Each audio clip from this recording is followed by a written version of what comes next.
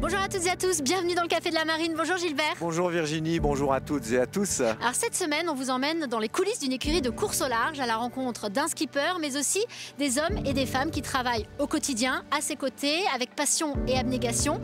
Une équipe de l'ombre sans qui rien ne serait possible. Ils sont spécialisés dans le gréement, le composite, la logistique, la performance, mais aussi dans la communication et les partenariats. Et ils mettent toutes leurs compétences et leur savoir-faire au service d'une discipline qui se pratique en solitaire, mais qui se prépare en équipe. Nous sommes tout près des locaux de Fortinet Best Western et on vous emmène à la rencontre de Romain Attanasio et de sa Dream Team. C'est parti.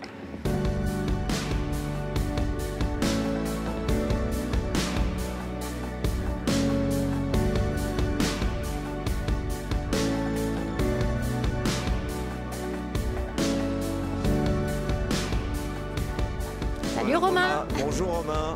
Bonjour. Merci de nous accueillir dans ton chantier. Ouais.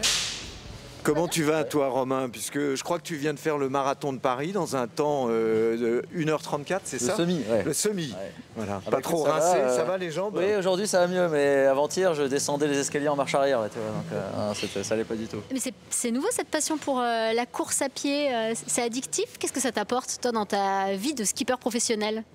Alors c'est vrai que c'est addictif parce que je détestais ça il y a encore quelques années et tout le monde le dit et c'est vrai que quand on s'y met on a envie d'en faire tout le temps. Ce que ça m'apporte, je sais pas, déjà l'hiver on doit faire pas mal de sport parce que tu vois le bateau il navigue. Ça bricole mais il n'est pas sur l'eau. Il n'est pas sur l'eau donc moi j'essaye de faire du sport que je peux moins faire une fois que le bateau est à l'eau. Donc c'est vrai que la course à pied je m'y suis mis il y a 3 ans et puis j'ai commencé à aimer ça puis à m'améliorer. Au point de faire un semi, donc c'est pas mal. La prochaine étape c'est le marathon. Hein. Ouais, exactement. Alors en fait, je voulais faire le marathon au début, parce qu'en fait, je suis allé à Valence pour voir le marathon de Valence. Puis je me suis dit, ça pourrait être cool. Pourquoi pas moi? Puis on s'est dit, peut-être un semi, ce sera déjà pas mal. Tu t'es raisonné. Ouais, voilà, ouais. Mais Romain, comme tu l'as dit, tu as toujours soigné ta préparation physique et pratiqué d'autres sports. Une fois le bateau mis à l'eau, est-ce que tu vas revenir à tes sports habituels ou tu vas continuer la course à pied? Alors le centre d'entraînement à Port-la-Forêt, on fait le cross-training, ça c'est moins possible, parce qu'on a moins le temps, forcément on est parti, mais la course à pied, on peut en faire tout le temps et quasiment partout. Tu vois, l'année dernière, on avait fait une grande balade pour Fortinet entre Londres, Portsmouth, Lisbonne, et je courais le soir dans Londres, c'est quand même la classe d'aller courir à Londres. Comment tu fais? Vélo, natation? Ouais, alors natation, j'aime un peu moins. Ouais. Le kickboxing c'est à Tréguin donc j'y vais un petit peu moins en ce moment. Donc c'est plus. Puis pour le coup, pour la préparation du semi, il fallait pas trop faire de muscu, tu vois. Il faut un peu. Faut être un peu sec, quoi. Ouais, d'ailleurs, tu fais un petit peu attention à ce que tu manges. Donc j'ai perdu un peu des bras et pris un peu des jambes, mais ça, je vais me remettre sérieusement à la colonne dans pas longtemps. Là. Alors revenons à la course au large justement et parlons de bateau. Tu avais changé de dimension en faisant l'acquisition de ce bateau après le Vendée Globe. Tu avais aussi étoffé ton équipe et puis tu as quitté Port-la-Forêt où tu étais installé depuis 20 ans. Qu'est-ce qui a motivé ce changement et ta venue ici à Lorient? Plein de choses. C'est vrai que Port-la-Forêt, c'est super. C'est 23 ans de centre d'entraînement. Quand j'y pense, c'est déjà. Et j'ai tout appris là-bas. Mais c'est vrai qu'avec ce nouveau bateau, c'était quand même plus simple d'être à Lorient avec les autres déjà. Tous les fournisseurs sont là, les préparateurs, tous les techniciens, le bâtiment. C'est vrai que tout a tout convergé pour venir ici. Et même mes sponsors qui étaient à la mise à l'eau du bateau me dit il faut qu'on soit avec les c'est vrai que quand ils viennent ici ils voient les ultimes, tous les autres bateaux, c'est quand même incroyable. On en parlait il y a pas longtemps avec Stu qui est le boat captain de Boris Herman qui est néo-zélandais. Donc moi on m'a toujours dit la Nouvelle-Zélande c'est la Mecque de la voile. C'est la Mecque de la voile, ouais. Je peux te dire que quand Stu il est arrivé ici, il s'est dit c'est pas possible quoi. Qu'est-ce que c'est quoi. Ouais, donc c'est pas mal. Écoute, on va aller le voir justement ce bateau parce qu'on est en chantier d'hiver. Enfin vous êtes en chantier d'hiver donc voilà, tu vas aller nous montrer tout ce qui est en train de se passer sur le pont et à l'intérieur. Et c'est par là.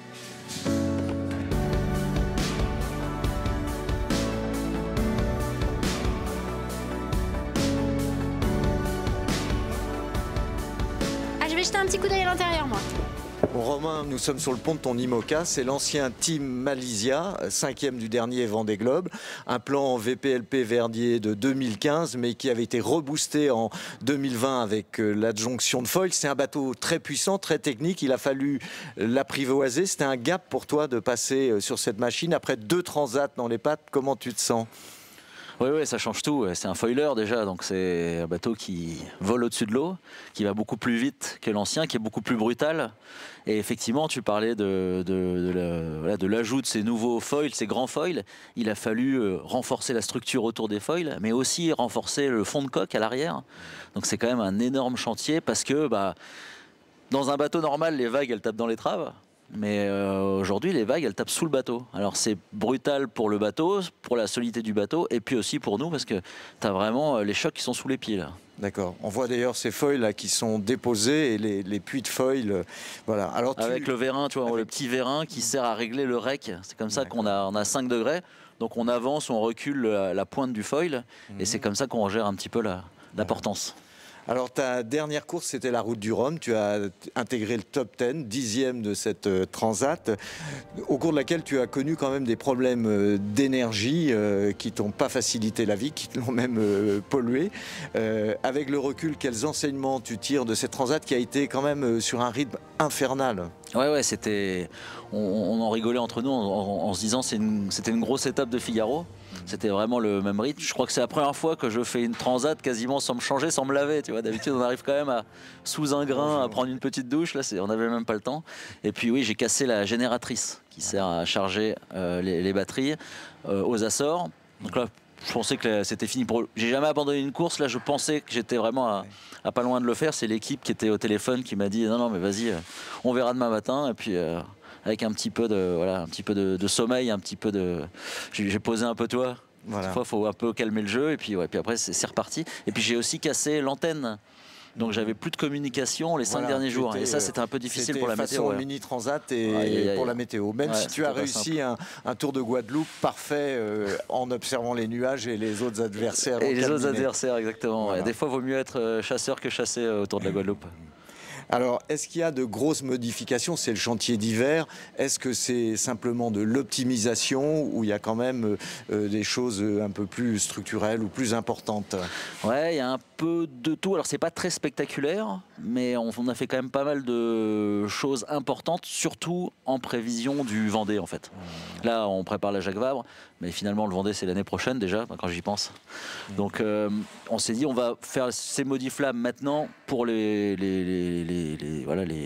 valider correctement jusqu'au Vendée. Donc, effectivement, on a ajouté un J4. Donc, tu sais, sur le bateau, il y a le J0 qui fait bout de boudeur, tête de mât. Le J1, on n'en a plus parce qu'on est limité à 7 voiles, 8 voiles avec le tourmentin. Donc, on a dû en enlever quelques-unes. Donc, le J1 qui est à l'étrave, tête de mât, on l'a plus. Par contre, on a un J2 qui est fixe, celui qu'on voit quand le bateau est au ponton. Ensuite, il y a un J3. Et aujourd'hui, on peut avoir un J4. Donc, c'est-à-dire, avant le tourmentin, il fallait enlever le J3 pour mettre le tourmentin à la place, qui était impossible. Faciliter la vie quand même. Oui, moi au Vendée, je me casse les côtes parce que dans un grain, en remontant dans l'Atlantique Sud, je suis sous J3, le vent il monte à 30, 35, 40, puis passer 40 nœuds près. Tu peux plus en fait aller à Falais. Donc maintenant, on peut avoir ce J4. Ça paraît pas grand-chose. C'est beaucoup de stratification à l'avant, non? Tu vois, il a fallu découper tout le pont. Je sais pas si on voit d'ici, mais il a fallu découper tout regarder. Le pont et mettre donc un point d'ancrage. Et puis, il fallait aussi renforcer la structure parce que si tu fais juste ça sur le pont, quand tu tends la voile, il y a le pont qui part avec, je pense. Voilà. Donc c'était quand même beaucoup de boulot. Et puis après, il a fallu faire la même chose sur le mât. Alors, l'hiver prochain, en fait, on voudrait faire une étrave. Donc c'est un gros, pareil, c'est un très gros chantier. Donc on s'est dit aujourd'hui, cet hiver, on va essayer de passer tout le reste. Quelques concurrents qui ont refait ça, non? Ouais, notamment Giancarlo. Et on a quasiment le même bateau. Giancarlo Pedoté, Jean-Charles.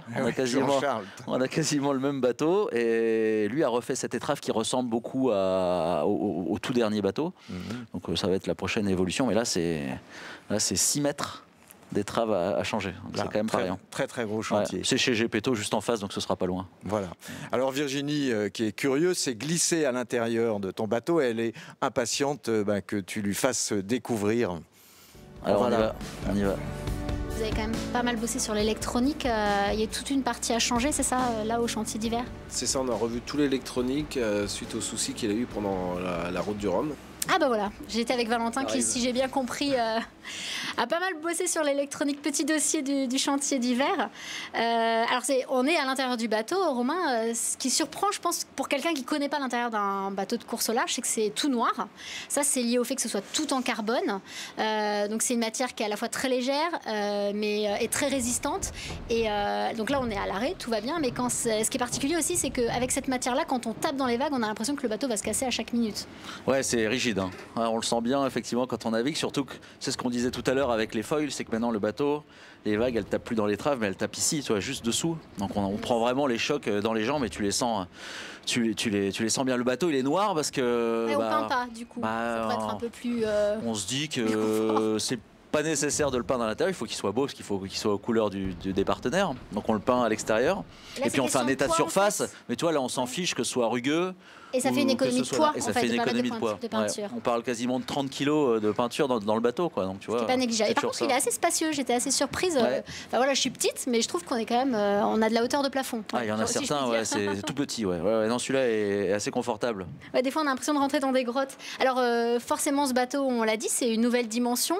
Là, avec tout l'électronique qui a été refait, tu passes pas mal de temps à l'intérieur avec l'équipe, avec Valentin, pour justement comprendre, parce que sur le Vendée Globe, tu seras tout seul s'il y a des problèmes à résoudre. Ouais, alors c'est Valentin qui est en charge de toute l'électronique avec Pixel qui est notre prestataire, ceux qui font les pilotes et tout ça. Donc voilà, ça va à peu près, mais on se moquait un peu de lui la semaine dernière parce que quand on rentrait dans le bateau, il y avait des fils à peu près partout. Donc je disais, mais t'es sûr de t'y retrouver? Elle a dit oui, ça va. Je dis bon, bah vite. Donc non, c'est un gros boulot. Je sais pas combien de temps tu y as passé là, mais ça fait 2 mois que t'es là-dessus. Depuis début janvier, on est dessus. Et alors, il est comment, Romain? Est-ce qu'il est pointilleux? Est-ce qu'il est sur ton dos en permanence? Ou est-ce qu'il est plutôt cool? Il te fait confiance? On est assez autonome. Romain nous laisse beaucoup prendre des décisions nous-mêmes et après, on en rediscute ensuite. Mais et après, il faut mettre le nez dedans quand même. Donc, il faut lui expliquer tout ce que vous avez fait parce que c'est important qu'il soit aussi au fait de tout ce qui a changé dans le bateau. C'est ça. Dès qu'on aura fini, maintenant, ce sera le travail de Romain de tout apprendre sur son bateau. Alors, il y a un critère qui est le confort. Alors, si on peut parler de confort, évidemment, sur ce genre de bateau, est-ce que tu as pu travailler aussi un petit peu là, avec les retours d'expérience sur le confort, l'ergonomie à bord? Est-ce qu'il y a des petites modifs qui ont été apportées? Ouais, un petit peu. On y a travaillé un petit peu cet hiver en ajustant un peu le siège de veille dans lequel je passe beaucoup de temps. Pareil dehors, en fermant un peu plus le bateau, en ajustant un petit peu les sièges. Alors c'est pas grand chose, mais quand on est mieux assis, on dépense moins d'énergie. Ce qu'on s'est dit en fait, c'est que augmenter la performance du bateau c'est bien, mais augmenter un peu le confort, ça rend moins fatigué en fait, et du coup ça permet peut-être aussi de naviguer mieux. Ça, c'est ta petite banette pour dormir? Ouais, alors j'y passe pas beaucoup de temps, mais tu vois, regarde ça, c'est les rideaux. C'est quand j'ai acheté le bateau à Boris. Ouais, je rentre dans le bateau, je fais des rideaux. Je dis qu'est-ce que c'est que ça? C'est un bateau de course. Il m'a dit tu vas voir. En fait, il avait mis ça quand ils avaient convoyé le bateau à New York avec Greta Thunberg. Oui, tu te rappelles? D'accord. Qu'elle ait un peu d'intimité. Qu'elle ait un peu d'intimité. Voilà. Puisse avoir de l'intimité. Exactement. Et puis tout le monde les a essayés. Et tout le monde se dit c'est trop bien en fait. Bon, moi je les ai essayés, pareil, en me disant bon, je les mets une fois, mais on les enlèvera rapidement. Et puis en fait, c'est vrai qu'on les a gardés parce que ça garde de la chaleur. Le seul skipper du Vendée Globe qui aura ses petits rideaux à bord. Peut-être Boris on a remis sur le nouveau bateau, j'imagine. Mais non, en fait, ça garde la chaleur, ça enlève du bruit, ça enlève de la lumière. Ouais, avec les écrans qui sont allumés en permanence avec l'ordinateur. Hein. Exactement. Il y a toujours, même si le bateau, tu disais qu'il est noir, mais il y a effectivement des trucs qui clignotent partout. C'est finalement l'intérieur d'un bateau comme ça, c'est un environnement hyper technologique. On se croirait dans un avion ou dans une fusée. Donc comme tu dis, ça clignote de partout. Quand on parle de confort, on parle aussi de réconfort. Et ça, il y a le côté alimentation qui est super important. Donc ça, pour t'accompagner aussi, il y a des personnes dans ton équipe en charge de la logistique. Je crois que Gilbert, d'ailleurs, est parti les rejoindre. Je sais qu'il est gourmand. Alors, je ne sais pas s'il a cherché un petit truc à grignoter par là-bas, mais on va peut-être aller le rejoindre. Je me demandais où il était. D'accord. Je crois que j'ai une petite idée.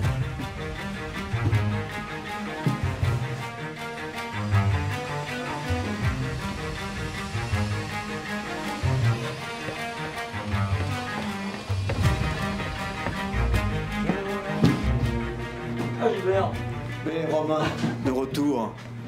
Bonjour Charlotte. Bonjour Gilbert. Tu es responsable de la logistique. Alors ça consiste pas seulement à préparer l'avitaillement, c'est bien plus vaste ta mission. Présente-nous un peu ton métier. Alors dans le logistique, il y a toute la partie organisation du projet sur la saison, donc là jusqu'au Vendée Globe, avec l'inscription aux courses, la gestion de la logistique autour des courses pour l'équipe, donc logement, transport, etc. Et puis du coup, suivi du budget pour là, le chantier d'hiver, notamment par rapport au bateau, donc suivi de la facturation, des devis. Qui est une grosse partie administrative là. Tout à fait, oui. Un peu trop d'ailleurs. Alors, justement, Romain, qui est à côté de toi, il n'est pas trop compliqué, par exemple, pour l'avitaillement? Est-ce qu'il a ses petites exigences? Est-ce qu'il a ses petits doudous? Il a son café Richard à bord, mais sinon, non, il n'est pas trop compliqué. 2 repas salés par jour. Voilà, donc il est assez simple. Et outre les partenaires Tite, Fortinet et Best Western, Romain a su aussi fidéliser pas mal de petits partenaires depuis des années. Il faut que tout le monde y trouve son compte. Exactement, oui, tout à fait. Donc c'est pour ça qu'au mois de juin, nos partenaires viennent naviguer des demi-journées. En tout, il y a à peu près ça, une vingtaine de partenaires qui viennent donc des demi-journées pour naviguer. Donc là, justement, on organise ça en ce moment, de faire ce planning avec eux. Voilà. Et toi, tu es en charge de l'organisation du planning, de l'accueil de ces partenaires, que tu chouchoutes encore plus que Romain. Exactement, oui. On les accueille au chantier, on les équipe pour partir à bord, puis on déjeune avec eux et ensuite il y a un second groupe qui arrive. Donc voilà, tout notre mois de juin est consacré à nos partenaires. Alors Charlotte, toi tu partages aussi ton bureau avec Aliénor qui est en charge de la communication sur le projet. Bonjour Gilbert. Bonjour Aliénor. Quelle est ta mission, toi? Tu es en charge de la communication, mais concrètement au sein du team, comment ça fonctionne? Alors en fait, il faut faire vivre le projet toute l'année. Donc nous, on va communiquer sur les réseaux sociaux, on va faire des newsletters pour nos partenaires et pour nos abonnés. Il y a du montage vidéo, il y a des relations presse qu'on gère avec notre agence. Et puis toutes les relations partenaires en fait, qui continuent, hein, même pendant le chantier d'hiver. Voilà. On est en lien avec nos partenaires, on les interviewe, on organise des petits événements conviviaux. Voilà. Voilà, justement, c'est la difficulté quand on est en période de chantier comme ça, c'est de faire vivre le projet médiatiquement pendant ces périodes-là. Donc tu as tes petites astuces. Oui, en fait, il y a toute une actualité qui continue, hein, même pendant le chantier d'hiver, puisque Romain a ses entraînements sportifs. Là, il fait le semi-marathon, voilà. Ça aide un peu. Là, il avait un semi-marathon, donc il y avait tout ça à couvrir au niveau médiatique et au niveau de la communication. Et puis, il y a plein de choses à raconter quand même, en fait, pendant ces périodes-là, ne serait-ce qu'avec l'équipe à Lorient, et puis des portraits partenaires. Enfin, il y a tout un tas de choses qu'on peut continuer à raconter, dont on peut profiter de ces périodes-là, en fait, pour en parler. Alors, tu es aussi, comme tu l'as dit, en relation avec l'agence de presse qui gère plus les rendez-vous médias. Romain, il est assez cash, même parfois sans filtre, il a de l'humour. C'est un bon client. Oui, ouais, tout à fait. Romain, il est très à l'aise devant la caméra et il parle bien, il est spontané. Donc, c'est vrai que c'est facile, quoi. Pour les personnes qui gèrent nos relations presse, au moins, on sait qu'il n'y aura pas de souci lorsqu'il faut répondre aux journalistes. Et c'est facile aussi de travailler avec lui. Il se prête bien, par exemple, à tes demandes. Oui.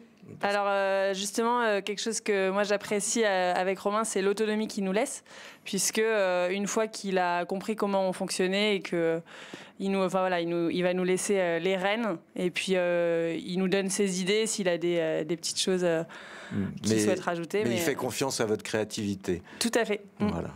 Bien, merci Aliénor. Romain, c'est déjà la course contre la montre dans ce chantier parce que la mise à l'eau est prévue en avril et après le programme il sera copieux cette année. Il y aura The Rolex Fastnet Race, il y aura le défi Azimut, là c'est sympa, mais il y aura la Transat Jacques Vabre et en novembre aussi la Transat Retour à la base à Lorient.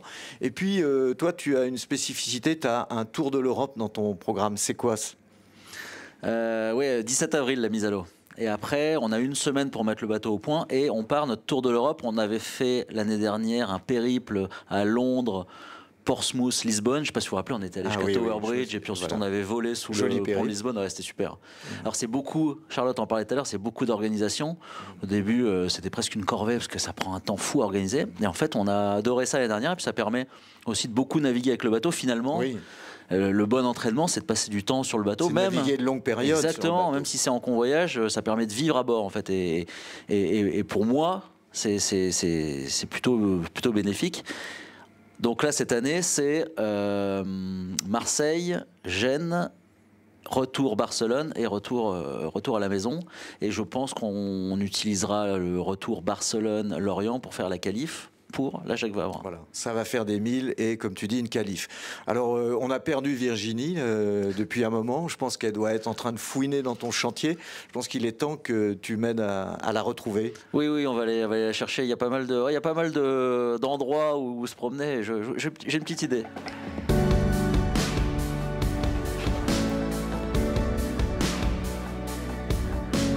Ah voilà, regarde qui j'ai trouvé. Je suis tombée sur Alan en fouinant un petit peu. J'étais en train de lui soutirer quelques petites infos avec le programme de la saison, une jolie course qui arrive, ça pourrait être un chouette partenaire. Oh, j'avais pas pensé. Ah oui, Dis donc. il y a des courses en double cette année. Je crois. Je crois bien, ouais. Qu'est-ce que tu fais toi cette année? Oh, bah, je sais pas, on verra. T'as paponné? T'as paponné? Non, je sais pas, je suis là, je vois. Après, il est anglais. Hein. Je suis anglais. Je sais pas Ouais, si... t'as un peu du mal, c'est côté nourriture que ça va pas trop, c'est ça? Après, il est anglais, il est brésilien aussi. Donc, Oui, donc on aime, ça va. on aime tous les deux les sauces piquantes, donc ça va. Ah, ça c'est vrai. Ouais. Plus sérieusement, d'avoir un team super structuré, d'avoir un performeur à ses côtés, ça laisse un peu plus de temps pour soi, Romain. C'est sympa, c'est appréciable. Carrément. En fait, je devrais pas le dire, mais en étoffant cette équipe, c'était nécessaire par rapport à ce que je connaissais d'avant où je faisais un peu tout. Maintenant, il y a des gens spécialisés dans chaque chose qui sont très bons, chacun dans ce qu'ils font. Donc, j'ai quasiment plus rien à faire.